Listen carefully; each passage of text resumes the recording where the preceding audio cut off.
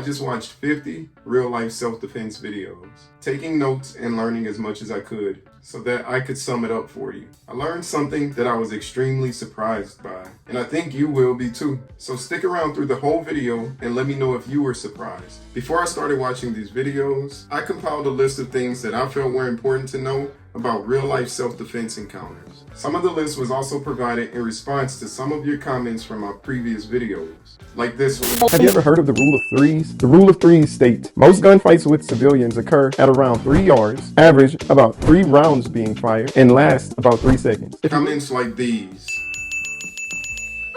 Each video I watched was a real-life event. When someone faced a deadly threat by an attacker with a weapon, I made sure not to include any encounters that appeared gang-related, and none include any on-duty police officers or security guards, because I wanted to apply it to the average person. Also, every intended victim was armed and drew their weapon in self-defense. All of these videos I watched on Active Self-Protection. They're an amazing channel if you haven't heard of them. So let's get into it.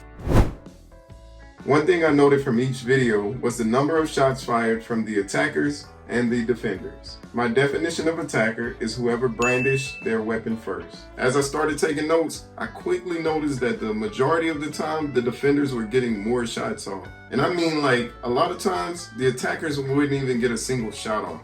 Like, seriously, look at this list. Shots fired from attackers are on the left. I didn't expect this big of a difference. The average number of shots fired from the attackers is less than 1 at 0.92 shots fired, while the average number of shots fired from defenders is 3.52 shots fired. And out of 50 incidents, 31 times the attackers didn't even shoot 1 round. I also noted the accuracy of the attackers versus defenders. This is what I found the most surprising. I always thought that being the defender, you were at a disadvantage because the attacker has the surprise advantage. But throughout the 50 videos, only 5 defenders were shot by attackers, while 34 attackers were shot by defenders. The accuracy percentage was 16% for attackers and 46% accuracy for defenders. After studying each video, I believe it's because the defender is the one who actually has the element of surprise. My thinking now is that these muggers, carjackers, or whoever are probably just used to putting a gun to someone's face and getting what they want. They don't expect to fight, and they definitely don't expect you to pull out a pistol the second they aren't paying attention and defend yourself. Another category was the number of attackers compared to the number of defenders. There were only 2 instances out of the 50 that there was more than 1 defender, which still leaves the average number of defenders as 1, and the average number of attackers was 2.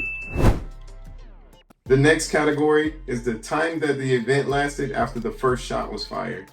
I stopped the time after the attacker was incapacitated or had ran far enough to not be considered a deadly threat, which is obviously an opinion on what I perceive as a deadly threat. There were 2 incidents that went on way longer than all the rest, but I still included them. I also noticed that most of the longer ones was when the attacker didn't have a clear path out. Like, for instance, one was in a barbershop and the defender started shooting when one of the 2 attackers was far from the entrance, and the attacker had to try and run out of the back exit. But he got shot, so he couldn't really run or find the back exit easily. That caused the event to be longer than, let's say, the ones outside, where the attacker could just run in any direction. So after all that talking, the average time per incident was 4.84 seconds. The category of average distance, obviously, is a guess because I wasn't there with a tape measure, but the average I got was 3.69 yards. There was 1 instance when the defender completely fired their gun empty out of all 50 incidents. But I can say without a doubt, having extra rounds would not have mattered. In every single instance, every attacker ran for their life when the first shot was fired. It didn't matter how many attackers there were. The only ones who didn't run were the ones who couldn't because they were unable to from being shot. It didn't even matter if the defender actually put a round in them. It only mattered that they fired their weapon. So after all that, did my statement about the rule of threes hold true? Throughout the 50 incidents, the average distance was 3.69 yards. Average rounds fired was 0.92 for the attackers and 3.52 for the defenders.